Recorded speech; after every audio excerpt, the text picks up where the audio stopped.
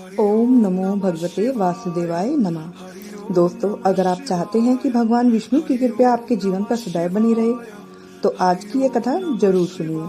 आज मैं आपको सुनाने जा रही हूँ देवशयनी एकादशी की पवित्र कथा, साथ ही ये व्रत करने के लाभ और नियम जो आपके जीवन में सुख, शांति, धन, वैभव और आरोग्य का आशीर्वाद लेकर आएंगे।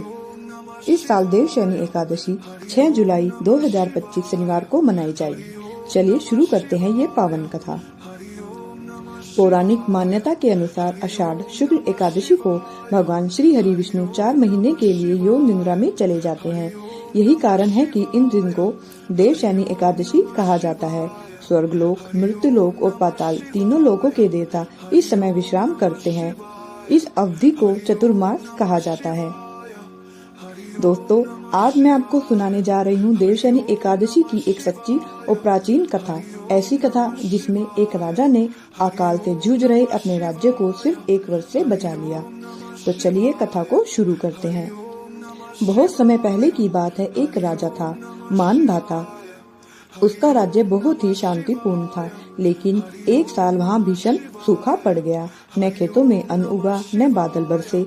जनता भूख प्यास से तड़पने लगी। राजा ने बहुत प्रयास किया, यज्ञ कराए, लेकिन कोई फल नहीं मिला। हताश राजा जंगल में ऋषियों की शरण में गया और पूछा, मैं क्या करूं जिससे मेरा राज्य फिर से हरा भरा हो जाए। एक तपस्वी ऋषि ने कहा, हे राजन, आषाढ़ शुक्ल एकादशी को देवशयनी एकादशी कहते हैं। इस दिन पूरे नियम से उपवास करे, भगवान विष्णु की पूजा करे और प्रजा सहित इस व्रत को अपनाए। आपको अवश्य ही वर्षा और सुख समृद्धि का आशीर्वाद मिलेगा। राजा ने ऐसा ही किया। व्रत रखा, विष्णु सहस्त्र नाम का पाठ किया और लोगों को भी इस व्रत के महत्व के बारे में बताया और उनकी प्रजा ने भी इस व्रत को बड़ी श्रद्धा और भाव से किया। अगले ही दिन घनघोर बारिश हुई, सूखा खत्म हुआ और प्रजा में खुशहाली लौट आई। तो देखा दोस्तों आपने देवशयनी एकादशी व्रत करने के कितने लाभ हैं। तो आप भी ये महत्वपूर्ण देवशयनी एकादशी का व्रत जरूर करें।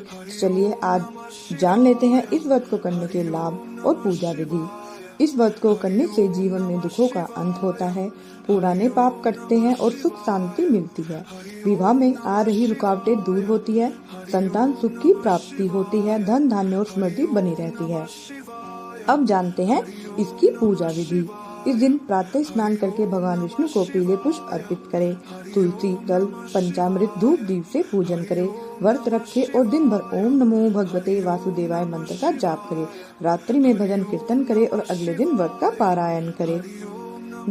तो अगर आपको मेरे द्वारा सुनाई गई यह पवित्र कथा पसंद आई हो तो प्लीज मेरे चैनल को लाइक कीजिएगा, शेयर कीजिएगा, सब्सक्राइब तो जरूर कीजिएगा। ऐसे ही अच्छी वीडियो के लिए मिलती हूँ मैं आपसे अगली बार। तब तक के लिए हरे कृष्णा, जय श्री राम।